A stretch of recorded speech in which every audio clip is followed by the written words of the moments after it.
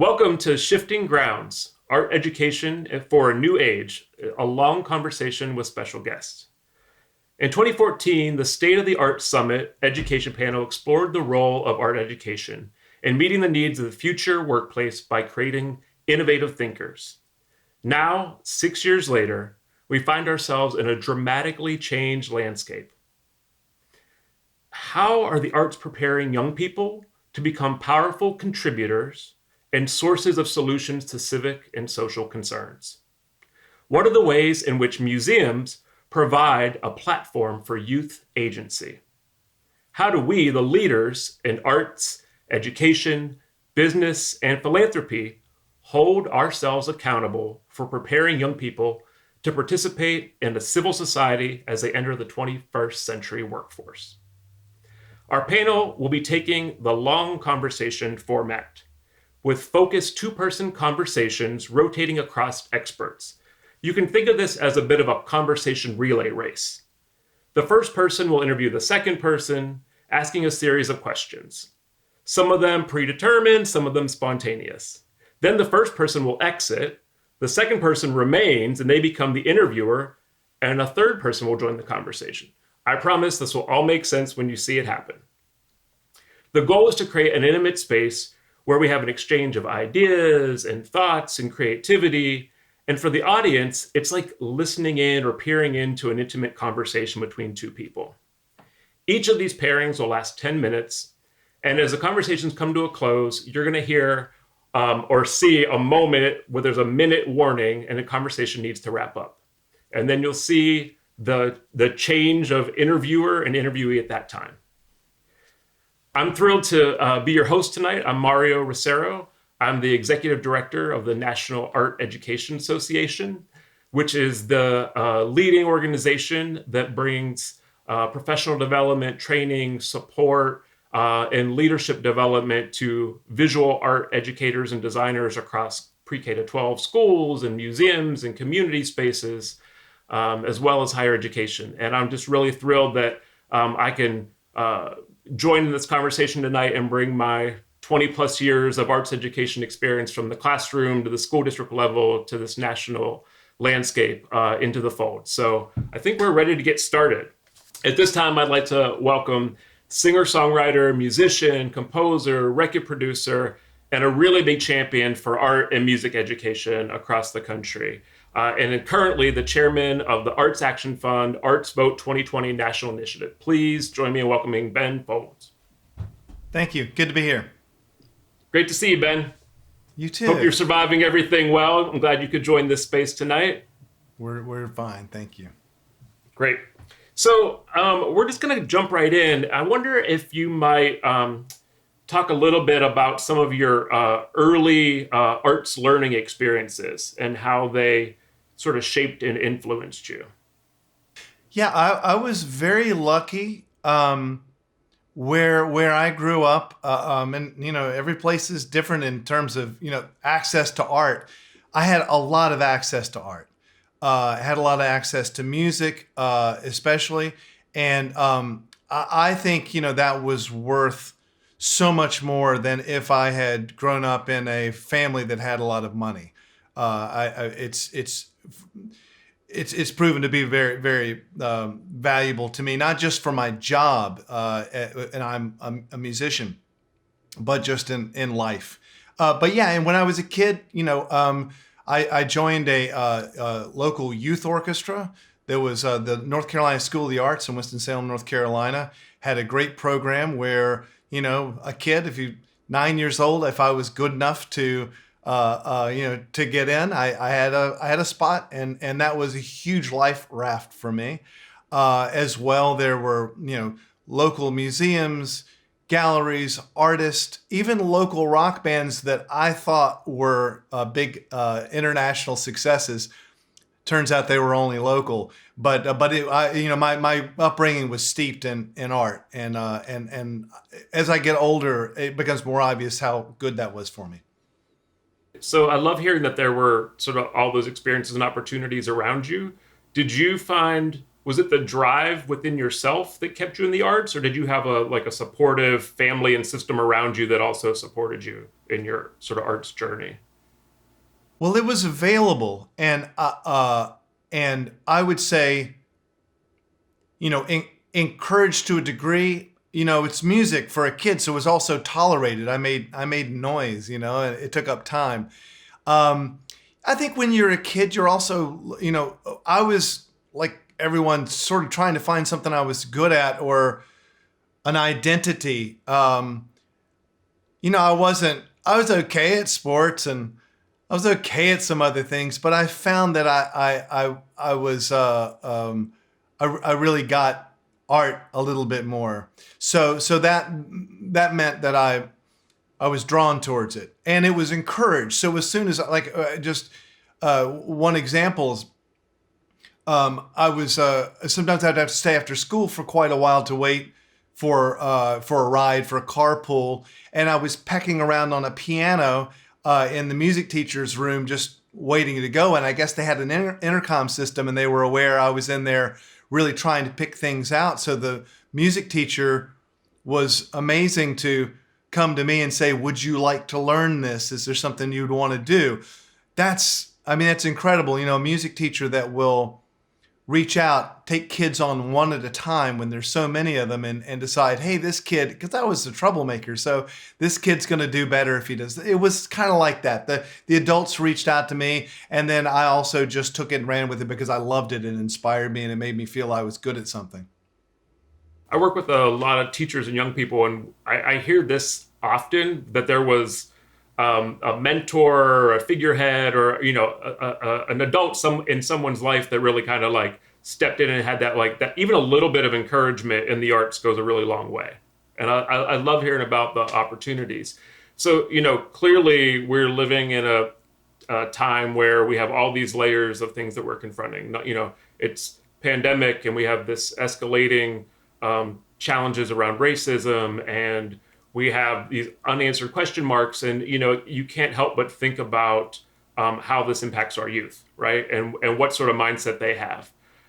So I wonder if you might just talk a little bit about what should young people know that artists are really doing right now, or how can they look to art and artists for some hope or for next steps? Where's that inspiration coming from? So it's sort of like, what are the arts providing for young people as a path ahead? Well, I think without any prompting or forcing the issue from the outside, kids know that art is communication. It's speaking to you when nothing else is speaking to you, when nothing else is making sense. It might come through the earphones. You might see something anywhere. There's art is at its most basic communication. So many of our problems right now are due to bad communication, so I think the more of different kinds of music from all over the world, all spectrums that you can listen to, you will understand something about that culture and about that person through listening to it. And I'm centered in music more, so you'll excuse me always talking about music. It can be any art form, but I do think that it gives you it gives you the tool of listening, internalizing, understanding, having a conversation with someone from the other side of the world that you can't get to right now. That means so much in formative times. As you move on from that, there are everything we can do from advocacy to getting together. I think one of the tragedies of this era musically, to me, of the pandemic, is that choirs can't get together and sing. There's something so language does not suffice. When you get a group of people together and they sing, that's really huge. A friend of mine started a program called Polyphony in Nazareth that brings together, Arabs and Jews to play together in like string quartets. That started out with literally four people students who couldn't tell their parents that they were associating with someone else. And it's become really huge because obviously the music and playing together transcended that. So I think that's the biggest thing that art can do right now is communicating and understanding and listening. Even on the first level, there might be cognitive disconnect. You might listen to someone's music and say, man, love that music. Too bad they don't know anything else about life like I do. And then after a while, you're sort of like, oh, wait a minute, they're onto something, you know? And so I think that's the most important. I love that. There's just so many times where like I can look back and think about all the conversations I've had where I've been defending the arts, and there's oftentimes can be marginalized, like these sort of soft skill outcomes, or these intangibles. And I think one of my greatest hopes right now at this time is that the intangibles are suddenly becoming very explicit and they're becoming obvious, and people are seeing them because we need that connection. We need a way to express what we're thinking. It's a way to really bring people together. And like I watched my nephew's choir concert where everyone recorded their piece individually at home on Zoom. It worked out. It does work out. It worked out. It's not the same, but it is very moving when you see it. Yeah. And I agree. And I'm also very optimistic or hopeful about this era, because I think it becomes increasingly obvious how much we need art and entertainment. And at the same time, my job is, I'm a professional musician. That's looked at as something that is, oh, well, that's nice fun, it doesn't put food on the table for most people, et cetera, et cetera. But when you really just take 2 seconds to look at how badly arts and entertainment and crafts, creative skills and endeavors, how important that is, even really the GDP. I mean, even economically, it's a huge economic driver. The fact that we don't stop for a second to realize how important that is. And right now during the pandemic, the arts are out of, most of the arts, at least live art forms, are out of commission, 18 months. People that I know in my business aren't in business. They may not be in it anymore. That may be it. But we're still looking towards these people for their input for their art. We're more than ever where we need art. And right now, artists are being appreciated more, probably not, no one's getting paid in this era.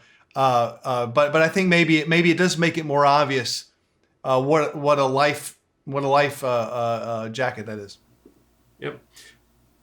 And so, clearly you're a big advocate and champion for the arts, and especially for music, but also for arts education overall. And so, are you finding, like, is there a new platform or a current platform that you really found has given you voice, or are you more inspired to do A rather than B right now? Like, is there an outlet that you found that's really helping to amplify your voice and what you care about? Well, for me, I just take every opportunity I can. I mean, I think as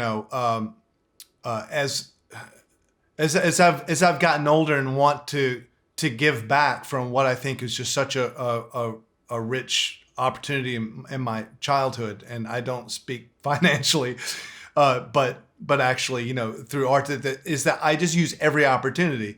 I think I have to wear it 24 hours a day. And I think I also have to be out there, like even if it's at dinner or if it's on a phone call. I find that mostly what people need is cheerleading. People in the arts industry, community, schools, education, kid artists, everyone need to know how important what they're doing is, how much nutrition that adds to society in a time where we need all that we can get. And not to be ashamed of standing up for support and appreciation for the arts in general. I think we've been, We've been sort of, I almost feel shouted down. Shut up and sing, that's always a thing.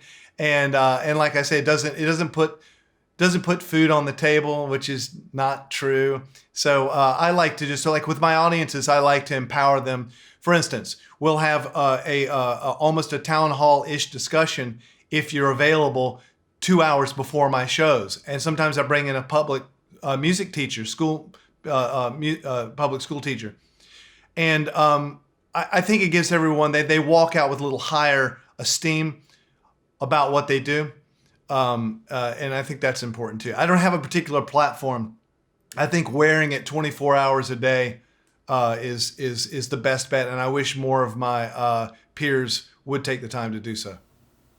Absolutely. I know, every time I talk to a parent or a school district decision maker or a school board member, I'm always underscoring and championing, how important the arts are.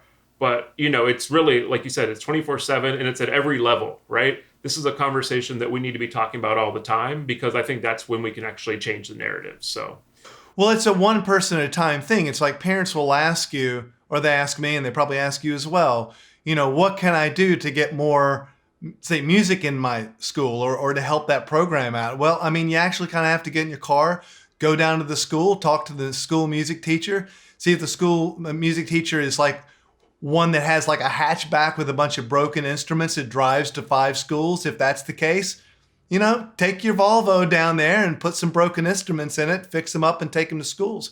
Or teach one day, or bring your instrument in. I substitute taught for 2 days at my kids, for a kids music class when my kids were in school. Oh, wow. I so much more respect now. yes, I was awful. Absolutely. They ate me alive, but it was something that I felt like I had done, and I brought that in. I felt like if other parents would have done that, and the ones that do, it's helpful. I think it's everywhere. There's not one platform. Awesome. Well, Ben, thank you so much. Great chatting with you. You too.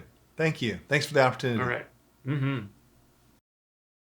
And now on to me, right? Then now I'm the host for a moment. Well, this is awesome. I'm excited about this. I'll make her introduction here. You'll want to know her.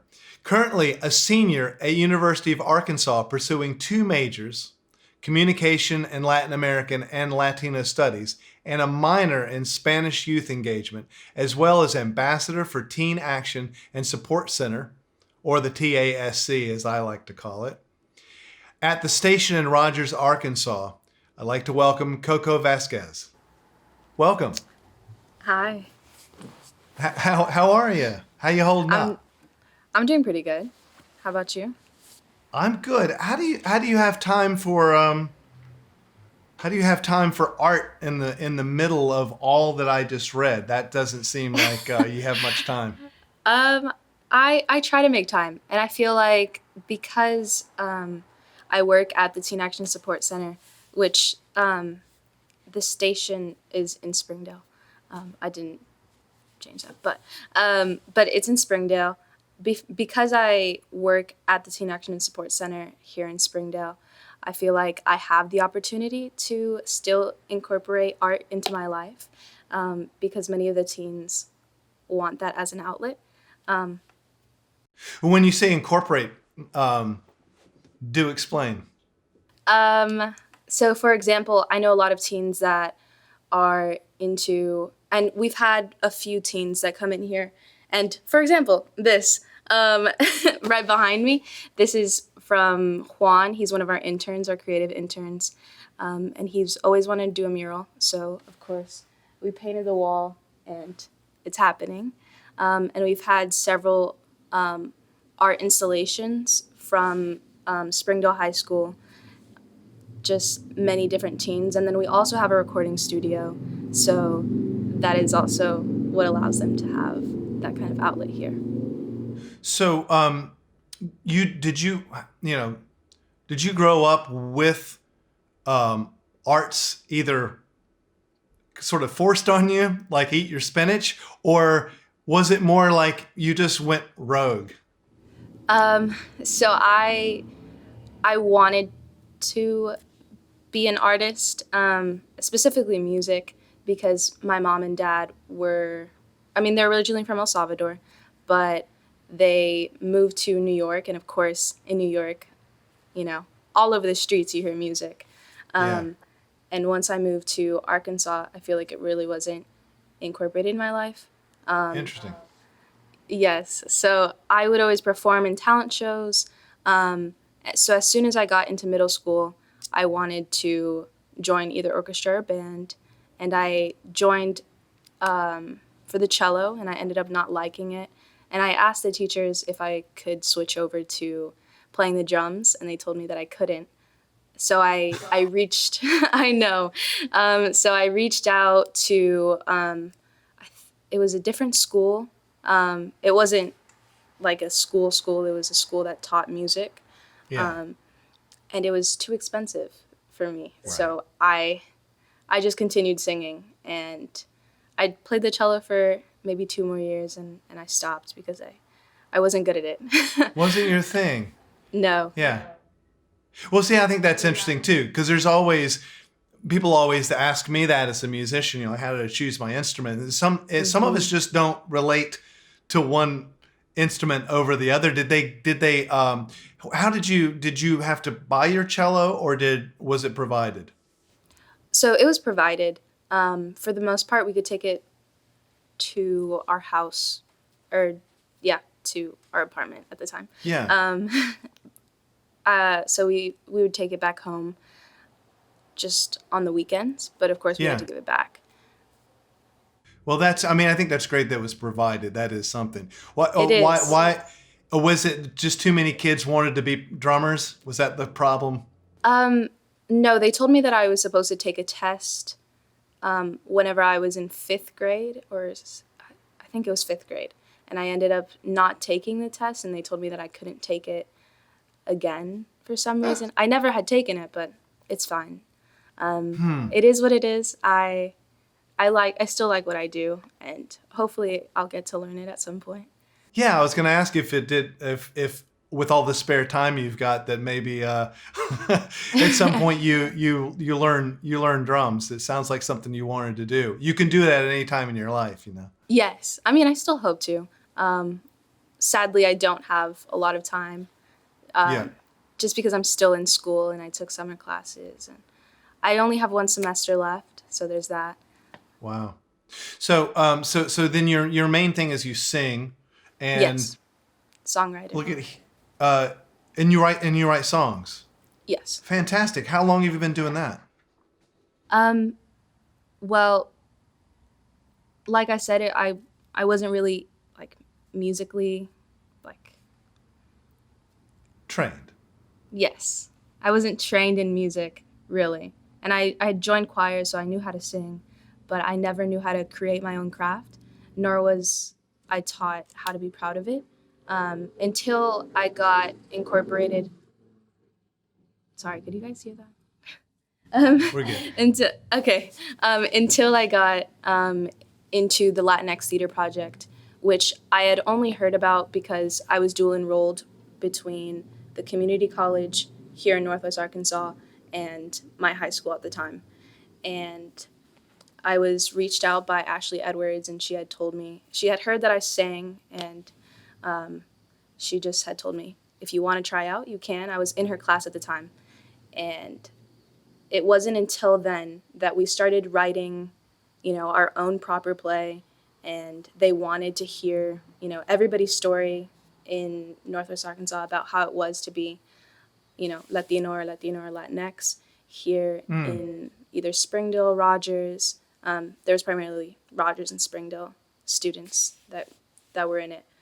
It wasn't until then that I truly understood the power that art had in our community.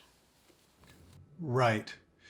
When you were mentioning, as a Southerner and as someone who's lived in New York as well, I was interested in how you've portrayed the way that New York felt you were surrounded by music.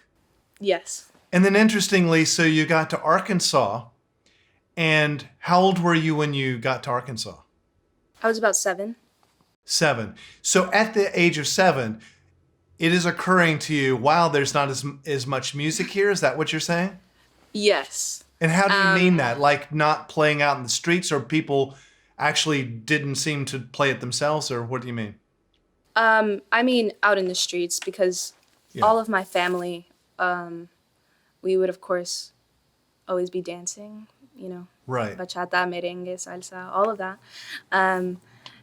And of course you would hear it, just as you were walking down the street, whether people were playing dominoes and they were listening to music, whether they were just outside and playing, but everybody would always be listening to music. And I felt like I got to capture many different genres. Yeah. And then whenever I came here, I would only hear it, in the radio or from my cousins.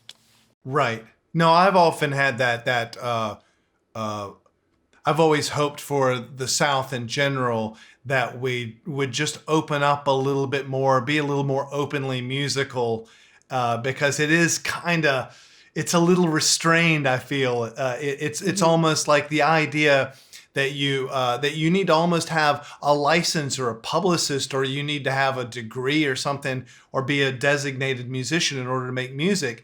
And it's more like in New York, it does seem more like this is just part of things. Since what we're talking about is music in the future, how do you see, like, you're about to graduate and you're going to go out there and do your thing? How do you see your music and art in general, and your future? Like, how do you see those two things together, colliding? So the Teen Action Support Center is a nonprofit, so I definitely see myself still working for nonprofits and doing music on the side, because I still love doing music. Right. And I feel like music and any art form really is, as you said, communication in itself. So I feel like, of course, I display my life within the music, or within theater, or I think those are the mainly the two that I do. Yes, my songwriting. So I think what I plan to do is, of course, what I usually do is whenever something is happening in the world and it's affecting the people around me, or it's affecting my own life, I usually like to put my feelings out there. Whether it is for somebody to connect with the song specifically, or whether it's for me just to put those feelings out. It's not often good to frame things in a negative, in the negative, but I am interested in how you would see your future in helping other people and doing the things you want to do. If we were to take art away from you, sorry, no music, no art, personally or professionally, what does that look like to you? Okay. You have to say that in 1 minute. No music whatsoever? Yeah. Or no art whatsoever? No art. Yeah, we take that away. You can still have your skateboard, but the rest of it, no. Man, I think it would probably be storytelling. Does that count as art? See, that's the thing. And I think that's my point, is that, what you've illustrated is that it's interwoven into who you are. It definitely is. You can't help other people without being as full a person as you can yourself and expressing yourself. And that wonderful piece of mural art behind you, you get something on your wall and your friend is inspired. I think what you're doing is amazing. Thank you. And anything else you want to add before we clock out here? Not that I can think of. No. It's really good to meet you and good to talk to you. Good luck with everything. Thank you. I would like to welcome 27-year veteran art teacher at Potomac High School in Maryland, Phaedra Bird. Hi. Hi. So I was wondering, how did you get into art education? Well, I came to art education through studio arts. And I got there kind of through a circuitous route. I started out as a biology major thinking I was going to be a doctor. And then when I looked around at my university, I needed to do art. And that's what I did, to the chagrin of probably my best friend, who I made take a ceramics class so she would understand. Um, it was it was something I had to do. It's a part of life for me. And so going into the art department and then teaching art was just such a natural extension. So how did you originally get into art? As you said, was it through your friend? Was it through, how did you first notice that that's what you were wanting to do? So sort of like you, it's just around me. Growing up, it's just there. The things we did in the house were art. My mother played music, we sewed, we made gingerbread houses for Christmas. I And love that. I was fortunate enough to grow up in the Washington, D.C. area, which meant I had access to the museums. And every break from school, we were in the museums. And so some of my best memories are things that I did when we were at the museums, the work that I saw. And when I finally moved into the district, I can remember having conversations with my new friends and saying, hey, let's go down to the mall. And they would ask me, which one? And I was like, oh no, the National Mall. The museums is where everything happens. So how many different schools have you worked at, and how have the environments changed from school to school? So from primarily my teaching career has been in one high school. But I started out subbing at a junior high that wasn't too far from me. And I love the community that kind of brought about because, I would see my students out. I'd walk home with them. And that was really, really important in my growth. And then I did a long-term sub position at an elementary school. And just watching how elementary students are, how much they want to please, what sponges they are, was just fascinating. And then I ended up at a high school where I kind of got the best of both of those experiences. Because even though I'm not in my community, I see my students everywhere now. So if I'm downtown, there are my students yelling, hey, Miss Bird. Or if I am, it doesn't really matter. They're everywhere now. So I have that community, which I enjoy. What changes have you seen in the field that you work in? So there have been a lot of changes. And I think the biggest change is that the different perspectives are coming in, which is really great.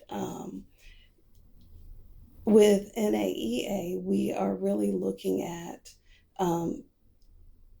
equity, diversity, and inclusion. And I am really hoping that we move towards belonging as well. Because a lot of times we say, okay, here is a Latinx artist, and we do that in September. And if you do that only in September, then you feel like, oh, okay, well, then September's that month for that. Or we end up teaching only a handful of artists when the world is full, and those voices need to be heard. So I like the idea of bringing in the belonging with it so that kids see themselves across all lessons, not necessarily every lesson, but across all. How would you want to incorporate that sense of belonging? So for me, one of the things I'm really trying to do is to make sure that I touch every continent in a lesson that I do. And so when I'm doing a line unit, I make sure every continent that a person can live on, I have an artist represented for them so that my students, who are mainly Latinx and African American, can also see an Asian, an African, so that they get to see the world and where they belong in the world. Have you seen that type of inclusion and that type of belonging affect the students that you work with I whenever you have. teach that? Yes. I have, yes. Because the greatest part is when they start to recognize artists from different places, and then they can draw the connections to their own life. So when we talk about an artist like Hank Willis Thomas, and I have a student from South America who can start to talking about an experience where he started thinking about or has ideas that coincide with Hank Willis Thomas. I think that is just amazing for them because it is about the ideas. So how else does art education look like in a classroom? So it looks a lot of different ways because it really depends on the grade level. It depends on the students. And for me, it varies from class to class. So I have some classes where the students are able to grasp ideas that go beyond themselves. And then I have some where we're working on the idea of empathy, and as a whole, it's like, okay, so how do you recognize? What do you see? How do you think this person would feel in this artwork? Whereas I have classes where some students just automatically do that, and they start talking about contemporary issues and putting that in their artwork. So I think it's still about student voice and expression. Do you work with, is it 9th through 12th? 9 through 12. I am also fortunate enough to work with a program that we have in our building, which is it's called the CRI. And these are students who are capable, but their education may not pass that of a third grade education. So I've really enjoyed working with them as well. And that inclusion with my other students has been a very powerful thing for them. So given the current challenges, of course, of the pandemic, how have you guys focused these efforts of art education within the classroom? It's been a very, very interesting time because, as art teachers, we think, okay, the way we've always done things is the way we need to continue to do them. And what we're teaching, we have to really reconsider and think about what is it that we really need to teach our students. So, I was talking to a colleague earlier today, and we were talking about, we teach the skills with drawing, but when I think about it now, I'm thinking about observation. How am I getting you to see what's there? And helping kids build that muscle, the muscle to be able to see and then to put pieces together. Within the classroom, do you guys talk about what's going on right now and incorporate that into their art? Yes. We do have projects that focus on social issues and topics, and I do have students that bring up those issues as well. So depending on the student as well as what's going on. So right now we're going to be dealing with creating in a safe space and advocating for what's going on in their community and for them. Because a lot of my students are concerned about who's the president. They're concerned about what happens when they leave, if they encounter the police. So those things are all very important to them, and they end up in their artwork. How does that look like in their art pieces? I'm Well, just curious. it It's a variety of, so usually in the beginning of the year, we'll do a piece on an installation piece for them. And then they'll think of an issue that they're most interested in. And so it's run the gamut from police violence to water. Because in our building, we did not have water that was drinkable. And so for them to take on that issue and to really talk about the importance of water, to turn our water fountains into artwork, and to raise that topic within the school community, because they knew they could only use one or two water fountains. But at the same time, it was like, this is important. And at the same time, we were looking at what was happening in Flint, Michigan with their water situation. I really love that. It was a pleasure. It's a pleasure. To interview you.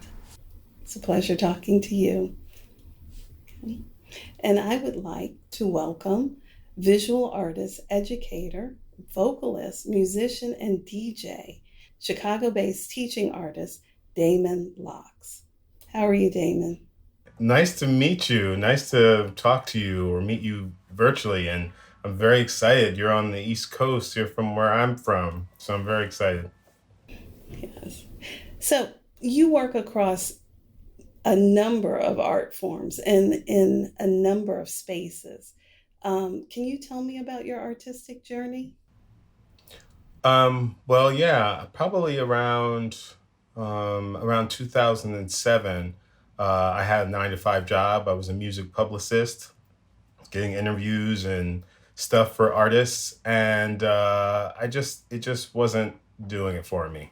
I couldn't do it anymore, and I had been doing my art as kind of a side thing occasionally, and I decided that it was time to put that to the forefront. And so I quit my job without, without a safety net, without a safety net. and and so I was just out there, like, what does an artist do? What does an artist look like? What happens if you're an artist? And then the economy crashed. And so I really had to figure out like what an artist looks like. And I had to make steps towards that. And so for me, I thought that the idea of being an artist as someone that goes into their studio, makes work, and then presents it to the world and expects the world to like it is just a crazy concept. So to me, going out into the world and communicating with people and then making art based on that communication was a much more realistic idea. So I made the attempt to go out and talk to people, and I had to create new spaces for myself to engage with people. And one of the first spaces I chose was a school. So I knew lots of friends that were teachers, and I was like, can I stop by your class and do a talk on, talk about artwork? And so I just started making my own art programs basically and stopping at people's schools. And it just kind of it built from there, with the intention of like, the intention for me was to do work that was aligned with how I felt politically. And my friends had always thought I was a teacher.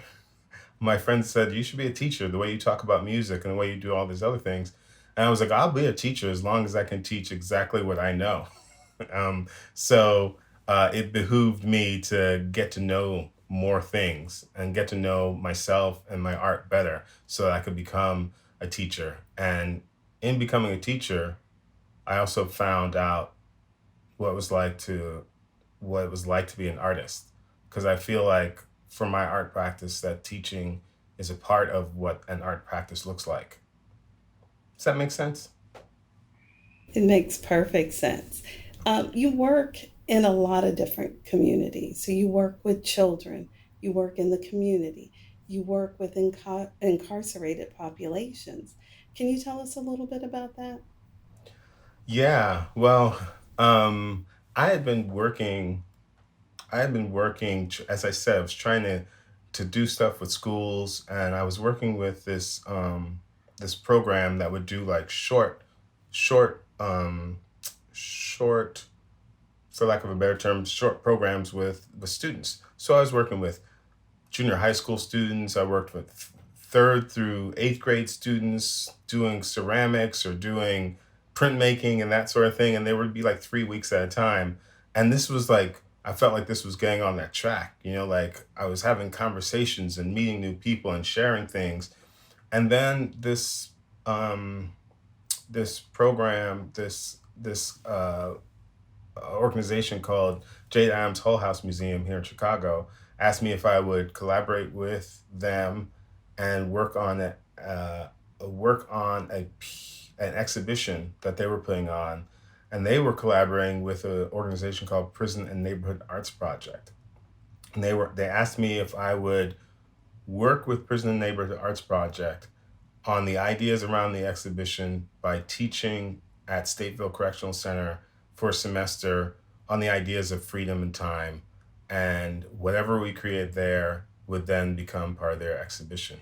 And so when I spent the first, 14 weeks working at Stateville through Prison and Neighborhood Arts Project, it was utterly transformative, and I knew that I had to stay doing that. And after that program, I thought, well, I can't do less than this. Like like we did this animation project. It was giving voice to people that you don't hear from. It was a really beautiful experience. And I was like, I gotta keep that level up here. And so I started getting opportunities to teach more and more, and teaching high school students. That became an opportunity through the Museum of Contemporary Arts, where I taught this space program, School Partnership for Arts and Civic Engagement, and I'm still doing that. That program allowed me to work with high school students, and simultaneously I'm working in the prison system, and I was able to share the work from the prison system and have conversations with people in high school about the prison system. And, as it seemed a little, maybe out of context, originally, but with this influx of interest in the way that the police are and people's lives, it became very much a conversation that students wanted to have. So it just kind of came together, and it makes sense to me, and it makes sense for my practice. Nice. As we talk about being transformative and being during this time now with COVID, with the protests, a lot of changes are happening within the museum space. Could you help them unpack ideas for their future? Well, yes, the institutions are really, they're in an interesting position because they are providing resources. They're a space that holds art, and they have to figure out ways of presenting it. And they have to have ways of having conversations back and forth with the communities, And I think that it's hard for institutions to let go of the keys, And I think we need to figure out how to share the keys, allow other voices to utilize the platforms as well. So whether we're talking about young people in high school, young people in school, or people that are incarcerated, or artists in the city, or bus drivers, I think that we all have a part to play in this, and we all have a perspective that is valuable. And I think institutions have to figure out how they can, bridge that gap, and a lot of the programs that I know about that I'm engaged with are ones that are trying to bridge that gap. I think we're in a difficult moment because it's not, it's about, we're in a moment that's looking at, it's time to show your cards, you know? It's not about like giving a seat at the table. It's about like, what are you about? Like, let's see the hand that you're holding, and will you actually share that with other people? You know, like let's share the wealth, essentially. So as artists, um, we can, in the work that we make, we can create those conversations. We can create work based around those conversations. So making work within community that foregrounds community voices and community interests. That can be something that artists do. We can also throw our voices as advocates for sharing the keys. Does that make sense? It does. I read a little bit about your music and your art, and you were talking about generating ideas for collaboration.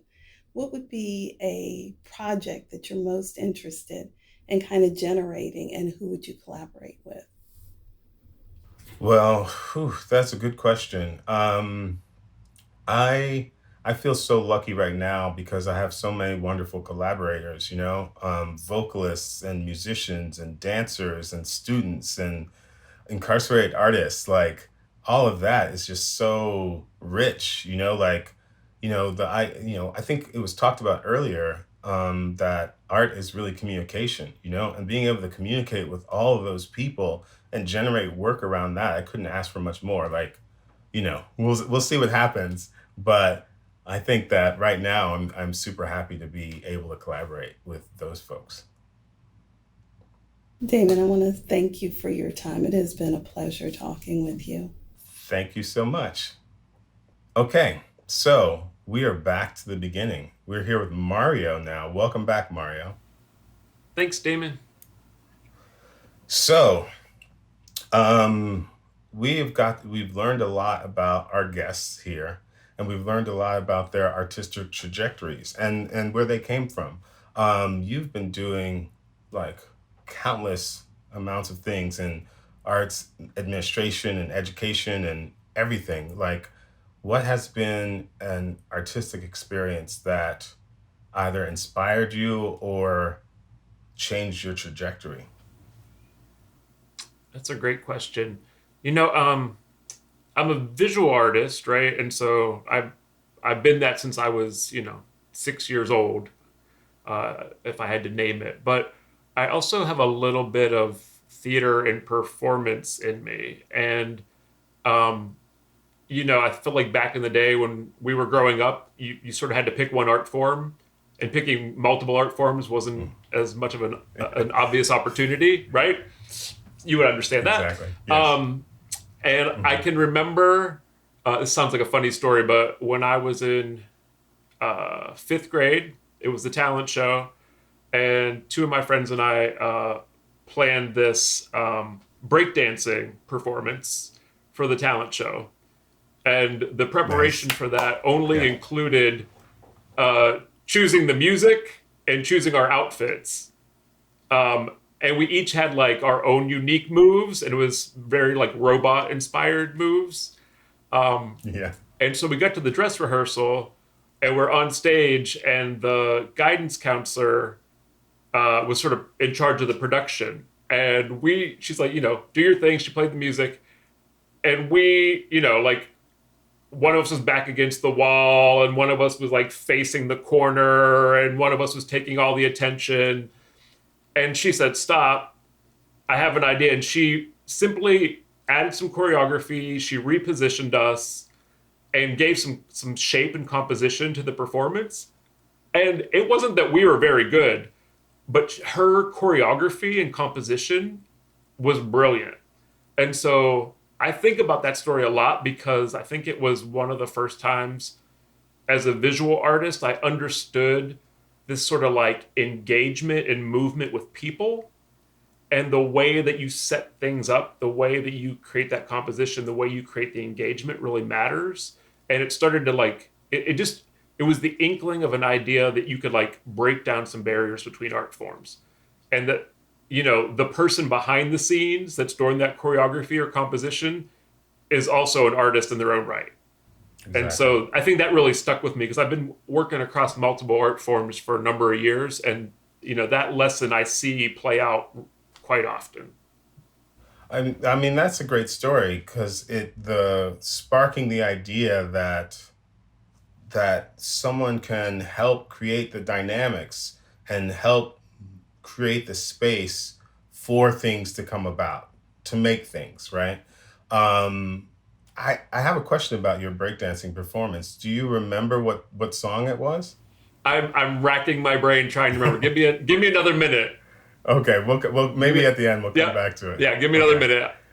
Okay. So I have my own feelings about what being an artist in a space in the school setting is like. My experience is a little unusual. You know, in the space program, I am an artist in residence at the school, working with an art teacher and a civics teacher. And so I get to be this person that comes in and shakes things up and throws things around and creates this other kind of energy, right? Sometimes I'm the cool uncle, right?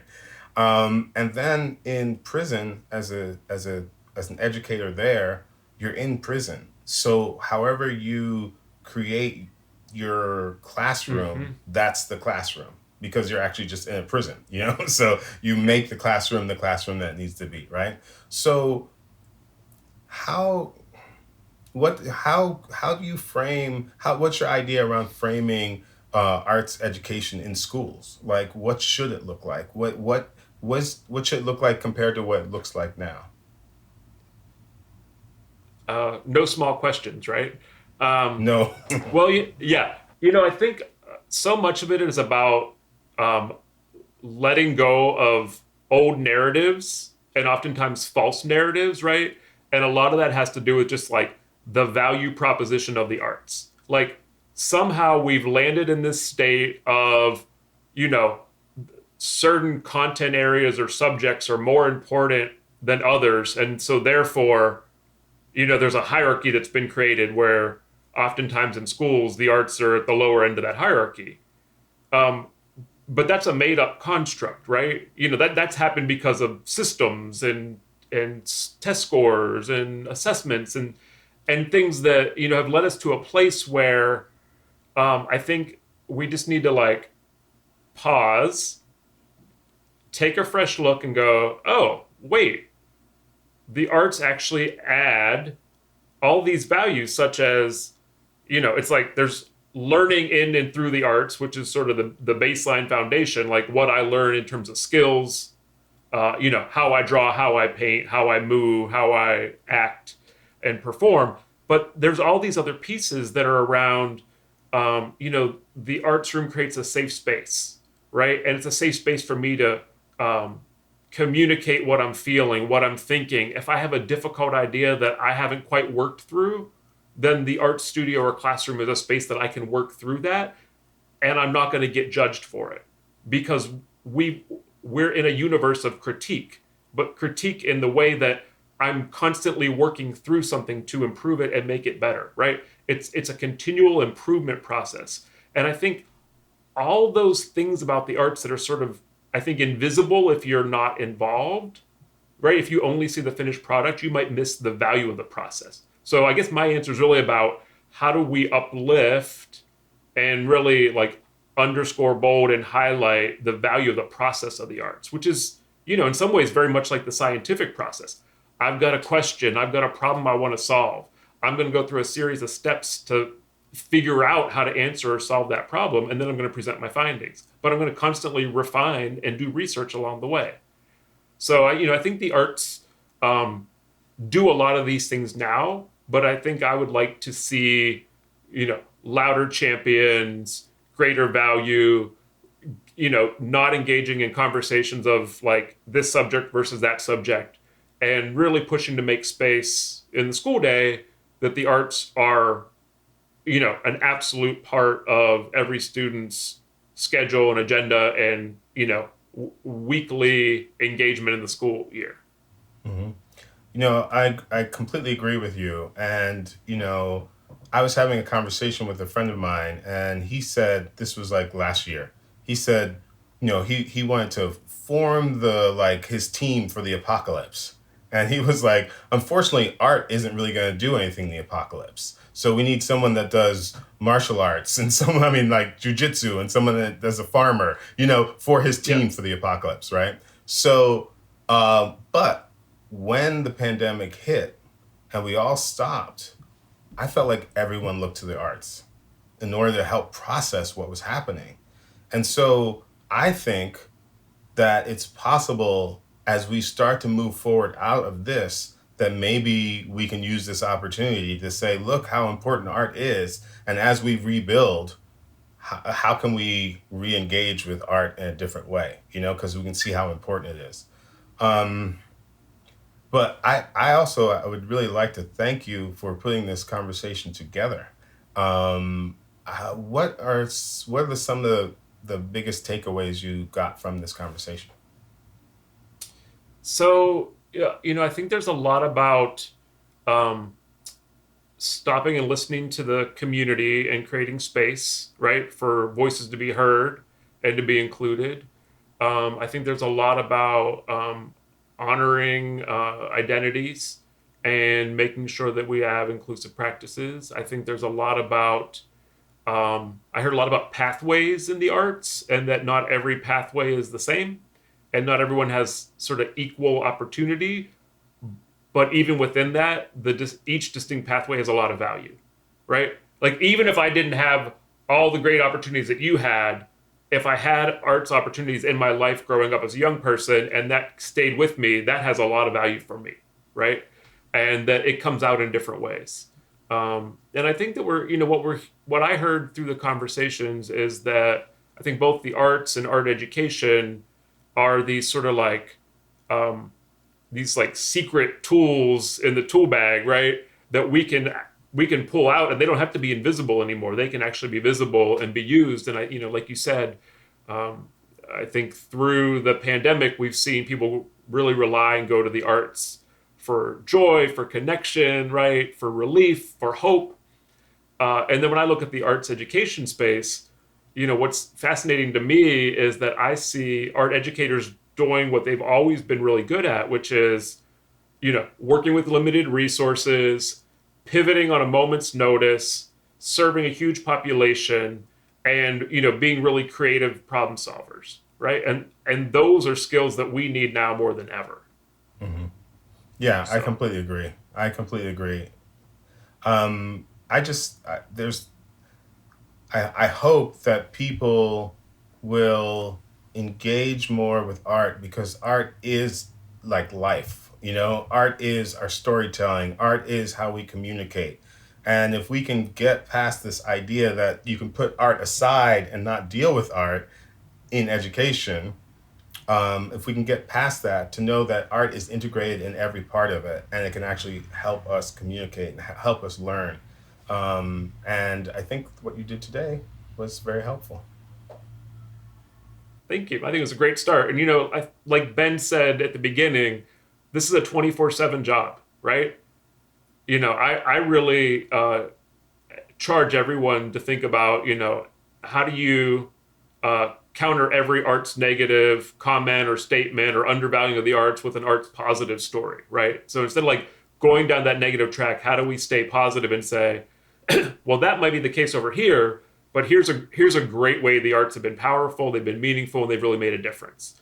Because I think it's about growing that narrative that we're going to really see some change come out of that. So I agree. Awesome. Thanks for having me. Great talking to you. Appreciate it, Damon. Likewise.